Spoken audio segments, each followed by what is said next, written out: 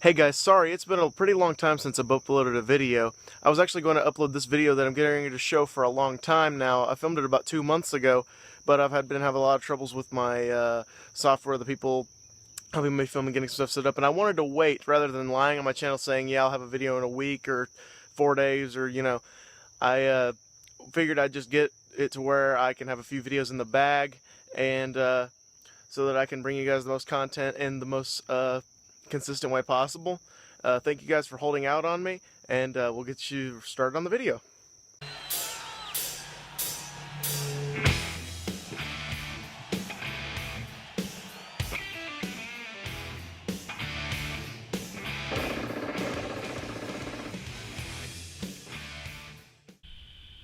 What's up, guys? It's the Hot and Fuzzy again. I gotta have a kind of controversial maybe video out today.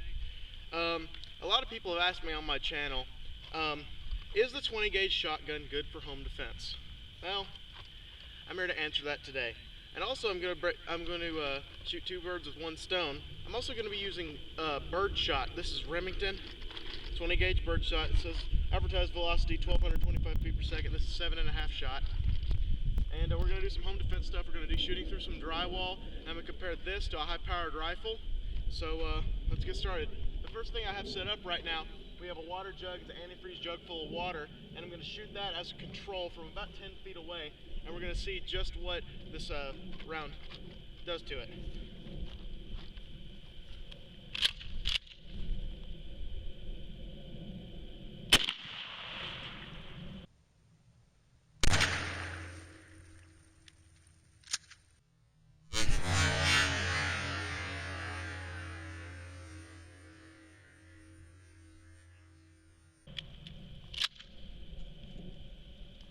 We're going to knock that down a couple hundred frames per second and show it in slow motion.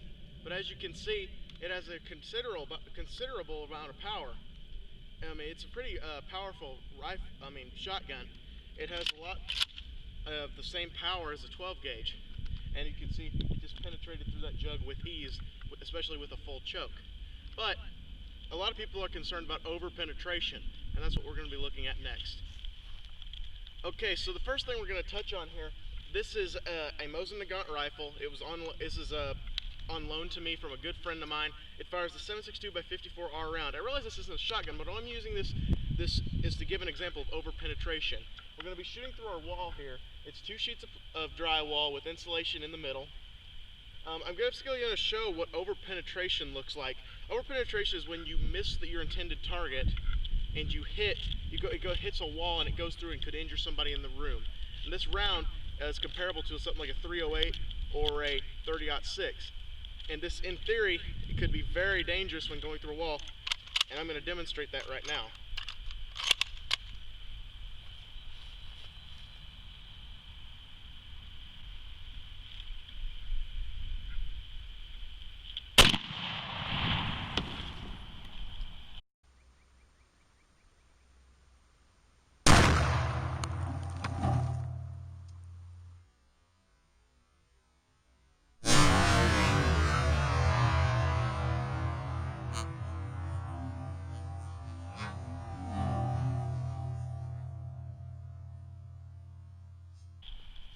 Now, as you can see, oh, that deafened me. Blocked up. But as you can see, that is an insane amount of power going through it. It completely obliterated that water jug. So, you don't want that to happen in a home defense round. You want it to go through, but lose enough energy that it quits, that it's not longer dangerous when it goes through the room, because you don't want to hurt someone that lives in your home. And I think that the shotgun is going to do a much better job of doing that. So let's move on to that. Okay, so I think that the shotgun is going to do a much better job of not over-penetrating, because these are small, light pellets. They're going pretty fast, but they're small, and I think a lot of that drywall is going to absorb a lot of the power behind this, and it's going to render it a lot less dangerous than it would be if it was just one projectile. This is why I think that this is probably going to be a lot better. So let's give it a shot.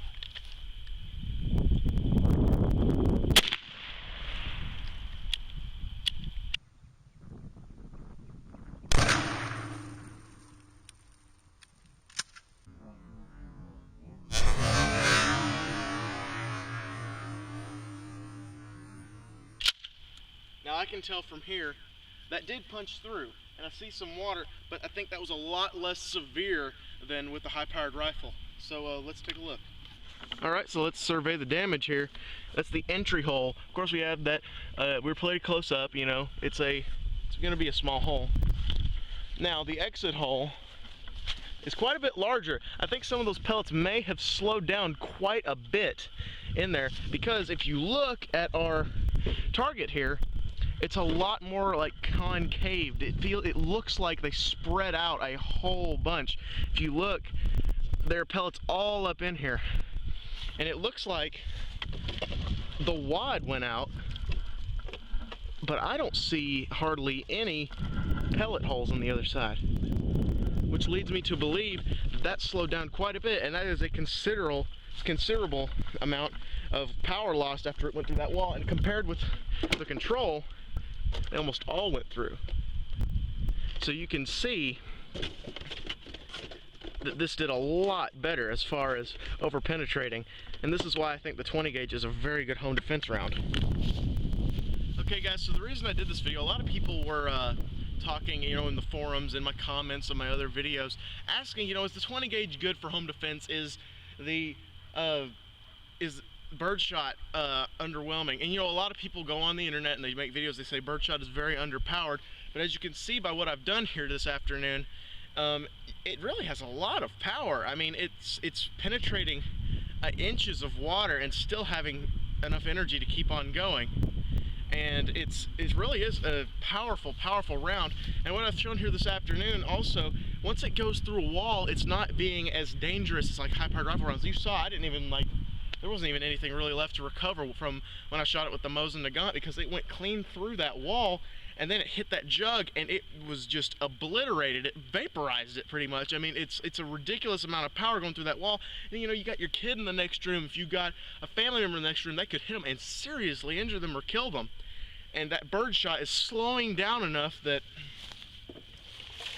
once it is hitting, it's really spread out over a larger area, and it's not penetrating near as much as, say, without a wall. So without a wall in the way, it's causing a massive amount of damage, and once the wall gets in the way, it's slowing down enough to where it's not as dangerous. And that's really good for home defense, because you're not going to over-penetrate and hurt somebody that's living in your house. And I really do, this is why I really strongly believe today 20 gauge is good for home defense. Thank you guys for watching. If you have any questions, you can ask those in the comments below, or put them on my Facebook page, www.facebook.com/thehotandfuzzy. As always guys, thanks for watching. Keep those subs coming, and I'll talk to you guys soon.